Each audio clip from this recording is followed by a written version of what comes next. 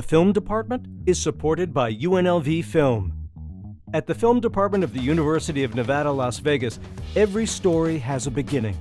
With degree programs for undergraduates and graduates, state-of-the-art equipment and facilities, incredible professional internships around the world, and expert guest speakers, students discover the power and potential of cinema as they prepare for the film and television industry and beyond. Learn more at unlv.edu/film. UNLV Film. Find your voice, tell your story. Welcome to the Film Department, the movie review and more podcast of UNLV Film. I'm Thalia, and I'm joined by my co-host, Meredith. And today we have special guests, Professor Andi and Roudi Boroumand from the University of Nevada, Las Vegas, School of Cinematic Arts. Thank you guys so much for being here with us today. Thanks for having us. Thank you. So today we're just going to talk a little bit about what it's like to be women in film. Obviously, we're all women here. I'm so happy that this semester we had an all-women's film podcast. That's so amazing. So Meredith, do you want to start us out, or do you want me to go ahead and start it? Happy to start. And so I'm kind of just going to break out the big one here. What kind of experience did you guys have as initially being women in film? Because even now, like in the modern time of making films, there are so many times that I've been spoken over by a man, or I had to be loud and in charge in order to feel like I was adding something to the production. Do you want to start, Roudi, or should I? Go ahead, please. So I worked in Hollywood for 27 years. I started in craft service, and I worked my way up to being the head of production for Summit Entertainment, which was a big studio. We did all the Twilight movies, Hurt Locker, Red, Perks of Being a Wallflower. Before that, I was at Disney. But the majority of my career was fixing things for other people and getting no credit and getting paid less than almost everyone on the film. There was only certain areas where women were allowed to move up, mainly accounting, locations, and the office. And to a certain extent, women were moving up to ADs, but not first ADs. They all kind of stopped at second ADs. And finding a path and a winding path to be able to get to the next level and to get into production management, producing, and ultimately being an executive at a studio was not common. There wasn't any women who had my job before that. We kind of created the term production supervisor. So it definitely, and there was a tremendous amount of sexual harassment, but that's changed. The numbers of people working in film hasn't changed all of that much, or women working in film hasn't changed all that much, but at least the mentality and the deliberately trying to stop it from moving forward has changed, and that's a really big deal. But the numbers are still pretty bad, which I have some of those. If you want them later, we can talk about it. But Roudi, sure. Your experience? I started in a completely different world with this media. I was born and raised in Iran, and my first attempt to be in the visual storytelling world was going to Iranian Youth Society for Cinema and taking a photography class. And then I became a photographer. Then I combined it with my journalism work as a young journalist, and I was a musician since the age of 4. And in every path that I was in, there was a huge roadblock in my country, in that culture, with the politics for females. So I couldn't go to a conservatory easily at the age of 12. I couldn't do the work exactly equally as a female journalist. Obviously, the world of cinema was really controlled, and it still is in Iran. When I was seriously interested in film, that was not an option that I felt comfortable with going to for the academic part of it. So I went to a different field. I still was a journalist, and I found my love of cinema forcing me to write about film. Then I came to the States, and again, film was always a parallel career for me, but it worked as plan B as I had a different degree and life. But when I came to Las Vegas, I started that love and that passion cannot be the plan B in my life. I started all over again. I got my third master's degree in film, immediately the MFA, and I got hired at the cinematic, what's the name of our school? School of Cinematic Arts at UNLV. What I've seen so far is that women are the backbone of the community of film. But it's really difficult to make it in some areas of film. The support that we have in our department is really changing that narrative for our small bubble of UNLV. But I've started writing, producing small films, experimenting with the medium, and I do my part as an educator in that matter. Yeah, and it's very important. Like your guys' role in this school has been very impactful.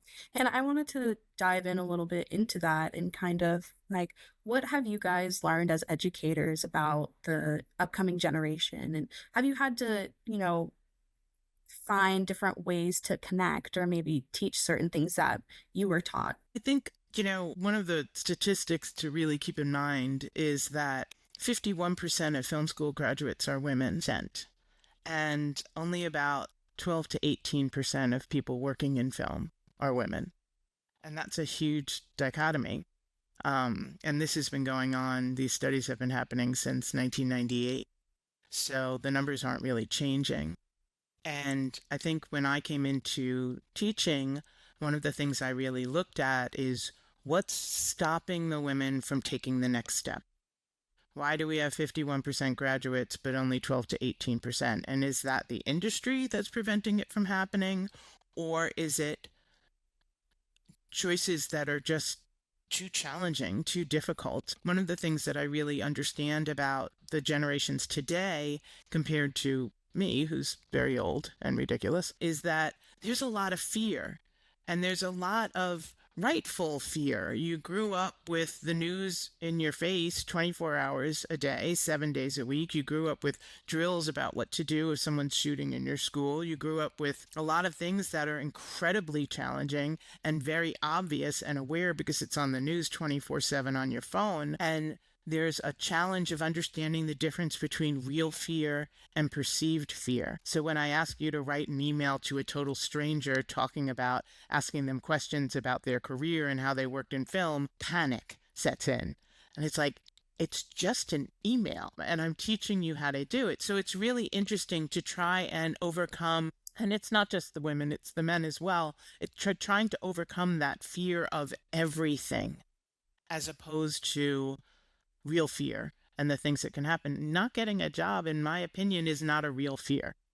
Not getting an opportunity is not a real fear. There are ways that you can battle that. There are ways that you can move around it. But not trying because of those fears really prevents any. Once you can get in the door of film, your opportunities are endless. But it's getting over that fear that it will never happen to you, that you're never available for it. So I teach a lot of specific work in breaking into that world. A lot of reaching out to strangers, a lot of networking, a lot of learning how to write a resume and telling a story. We do pitch exercises. We do the history of film, and we go through every single job that's on a movie set. And none of those jobs are designated male or female. They're just jobs that are available to everyone, but maybe you didn't know those jobs existed before. When we look at the numbers of the top 250 movies of 2025, because that study just came out, 13% of those movies are directed by women. But more importantly, of all of those films, there's 10 or more men in all of the pivotal roles. In 93% of those films, there's 10 or more men in all of the pivotal roles. There's only 7% of women. And that includes production design and editing and DP and writers and producers. So there's really a big dichotomy here that isn't talked about very often. It's not because women don't want to work in film, but where is this cutoff happening? There's a study that even shows that almost 80% of people who major in film never work in film. So that's the kind of thing that I'm trying to break through, to get those jobs, to figure out a way in, whatever that path can be, and make your day job film while you're trying to write, while you're trying to direct, while you're trying to edit. So I think that that's a path that isn't normally taught in film school, and I'm really proud that we get to do it here, and I'm really proud that UNLV embraces that. Yeah, it's really amazing. What about you, Professor Boroumand? I hope you don't mind that I tell my parallel story outside this land because I think even for this question, it's very universal. Iran has a highly educated female population. More females go to higher education than men. But again, that opportunity is different for workforce, and it applies to what we're experiencing here in the States as well. My generation, me and both Professor Isaac's generation, we have seen a lot of changes in the world in a very short time because of when we were born. The world changed, the politics of it, technology, speed that everything moves forward changed. Since I've been at UNLV in 2012 until this day, I've seen generations coming and going as students, and that tapestry also has changed.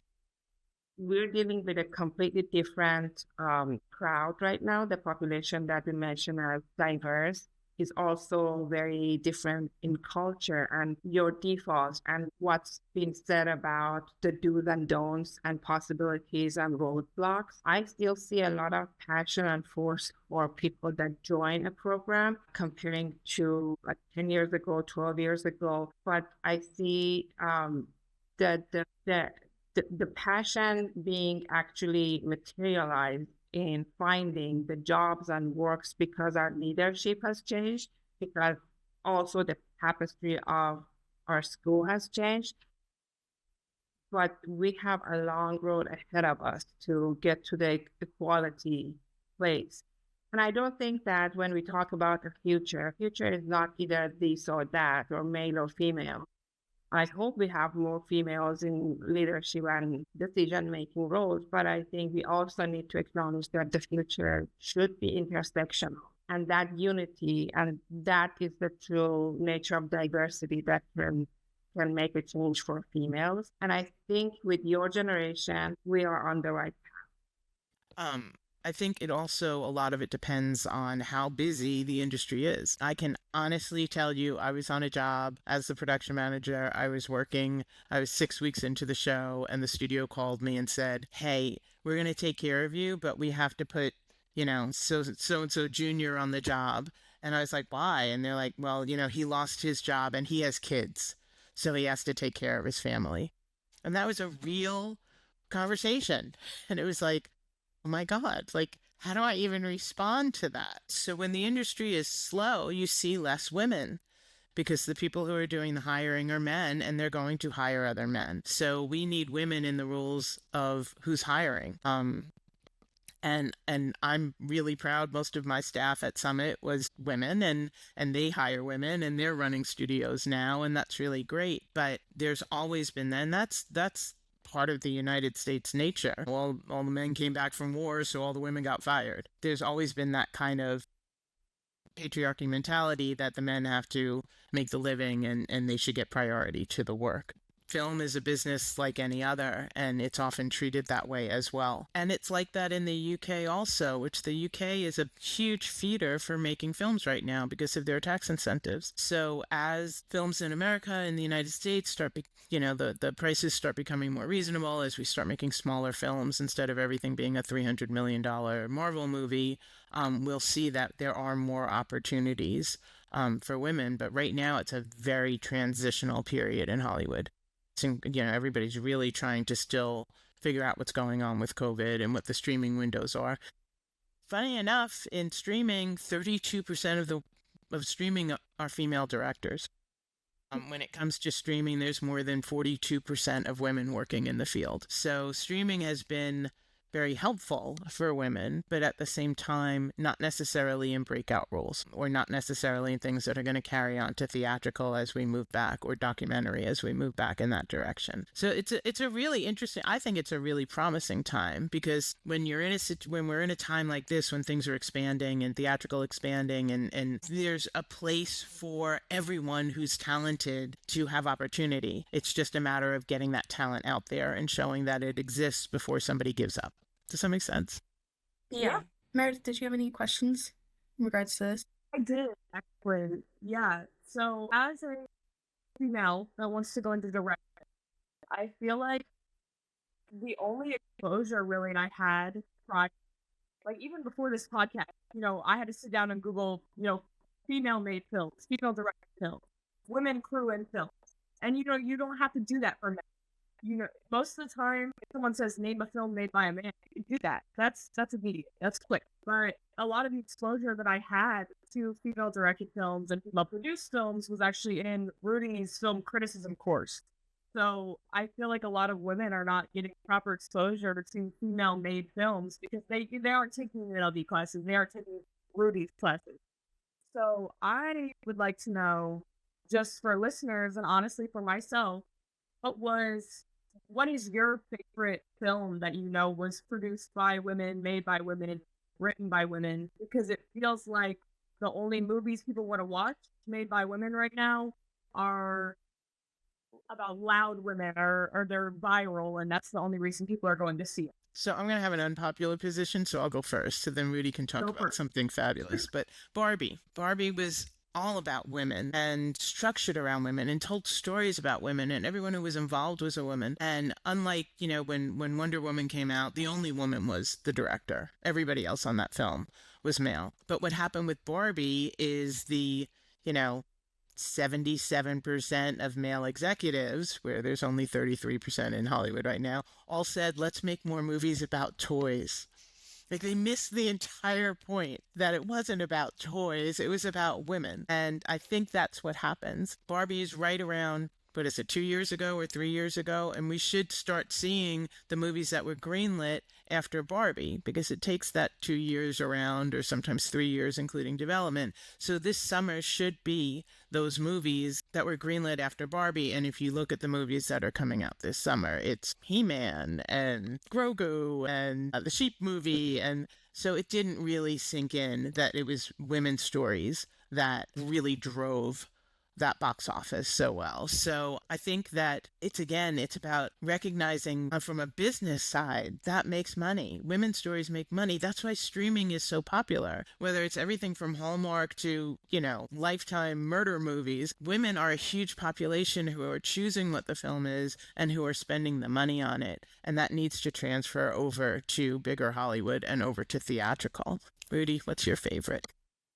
I 100% agree, because the leadership and those who make the decisions are older males at the moment. Maybe it hasn't changed that much, but age-wise, 30, 40 years ago, these were people in their 50s, maybe, who were involved with some studios and made the big decision. And I agree, Barbie totally changed the narrative because it showed equality in success, and it does take time for a culture to change, and it does take time for the next batch of people to believe in the result of the change. A lot of TV directors that we see right now are females. A lot of indie work is done by females. A lot of other parts of moving image art outside just film is done by females in museums, in the experimental world, in the technology making side of the scientists,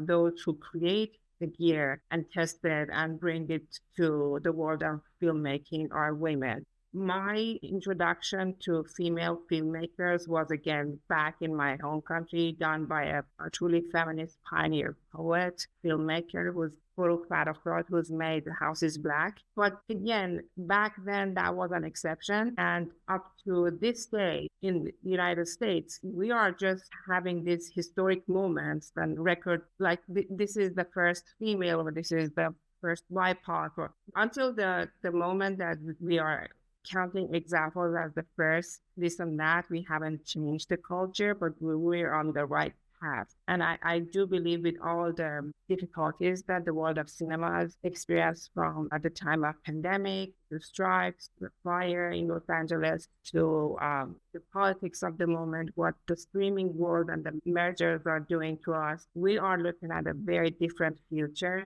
And I'm hopeful for females to be the leaders. One of the things that's always been interesting, that since they started doing these studies in 1998, box office parity is equal. Whether it's a female protagonist or a male protagonist, they're equal in box office. So just as many people are going to female protagonist movies as they are going to male protagonist movies, which again doesn't make sense. You have half the film students going, you have more than half of the audience going, you have equal interest in female or male protagonists, but you still have this huge divide in the people who are making the films and working on the films. Remember how I said they made most of the time I didn't get credit or I was paid less than all the men to fix their movies? They invented this term production supervisor. Production supervisor compared to production manager is that the production manager gets DGA residuals. The production supervisor does not. In the last study, in the 2025 study, 44% of all production supervisors were female. So they're doing the production management job, but they're not getting the title, and they're not getting the DGA residuals. But that just shows this huge increase in management of women as well. So I agree with Roudi. We're in a direction that's changing. We just need to keep pushing for the change. And I hope that, women film students, all film students because it also is about the men who are greenlighting the movies. Let's get more people being more diverse in what we're greenlighting and what movies we're making so that it's not percentages again, so that we're not looking at it and questioning how many are women, how many are men. Like, it should just work and the best person should get the job. But that's challenging. It's a very old male-based industry that's very secretive and does not have human resources. So it's very, very challenging. The fact that it's changed at all is pretty amazing. And as educators at UNLV, are you guys able to see like the potential of the women, the female students who come through your classes and what they're able to offer to the industry? I think so. I think, especially when you understand how many more jobs there are on a film than the ones that you're aware of. I see a lot of people and a lot of women get really kind of fascinated with different aspects that they never thought about before. They might come into the program wanting to be a director and then fall in love with sound design or fall in love with location managing or fall in love with, art direction or even, untypically grip or electric. And I think that the more exposure you have to how many positions there are in a film and the availability of those positions, the more people are getting involved. So yes, I think that I see the potential and hope that, and help to look in other directions to get your foot in the door. And this is also a very unpopular position, but the festival circuit's kind of dead. You have millions and millions of projects being submitted and no distributors are going to the festivals. And the big ones, they already have distribution before they ever show. And it's kind of falling into that, oh, let me sit at a soda fountain and be discovered as an actress. Like, you have to be really active in the field in order to be able to pursue these other dreams of writing and directing and producing and learn more. You're learning while you're working, which is every career. So encouraging film to be your day job and to work and to, learn more and work with other people who have opportunities to read your work or have discussions about your work is always going to be very helpful. I totally agree. And I've seen the change and I felt it and I lived it since I started this film journey with UNLV. I think historically we had more isolated jobs in film done by women, editing, costume design.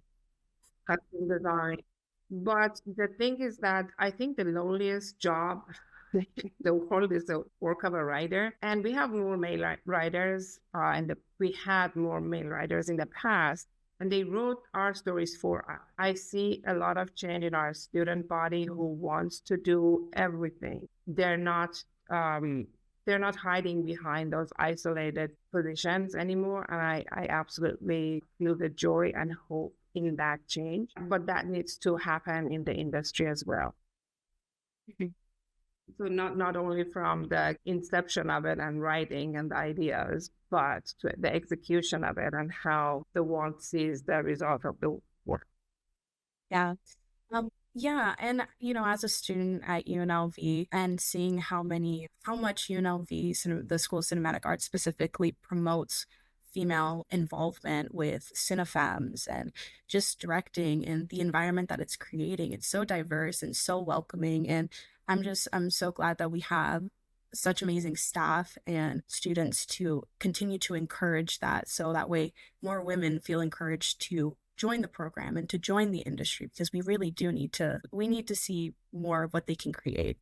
And just so you know, they're not here right now but we have incredible women faculty. And Brett Levener is a director and a documentarian. We have Mona Nahum, who is a production designer. We have, help me, we have a lot of female professors at UNLV, which is amazing. The Nevada Women's Film Festival. We have a female chair, Dr. Addison. Like we have a lot of we have Diana Eden, who's a costume designer and professor. So we have a lot of really great women who are working at UNLV Film and showing, it can be done. This is how it works. Be the best at it. And the work will come. There's no question about that. Well, we're starting to reach the end of our time here. Was there any other thoughts you guys wanted to share with us, with everybody who's listening? Everybody who's listening, pass a tax incentive so all of our fabulous students don't have to leave Las Vegas and Nevada and go work elsewhere. Yes. Please. Thank you. Professor Boroumand?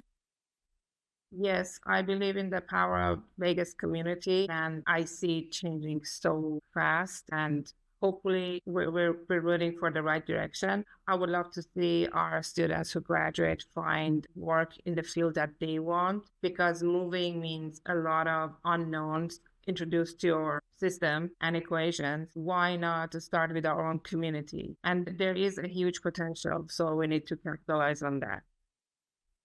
Meredith, did you have any final thoughts? I did. I just wanted to thank these professors, because I would not have continued through film without them. I primarily try to have female professors. I've taken like 3 or 4 classes with Roudi. I am addicted to taking her classes because one time I wrote a review and she was the first professor I had in film to say, "You did a good job," instead of giving me notes and giving me something that I need to do better and telling me, "You should have done this differently." She was the first person to say, "This could be a career for you. You did a good job." And that was something that I think redirected me in film and made me realize that there are people that are going to say, "You did a good job and you don't need to improve something here." Thanks, girl. You make our profession meaningful. We learn from you is that teaching is an ongoing, organic thing that never ends. So thank you for being such great part of our lives, and we will do this together. 100%. A big thank you to you guys, Professor Andi Isaacs and Professor Roudi Boroumand. Thank you so much for giving us your time. And that's it for this week's Film Department episode. We hope you enjoyed today's episode, and will like, subscribe, and share wherever you're listening to this fine podcast.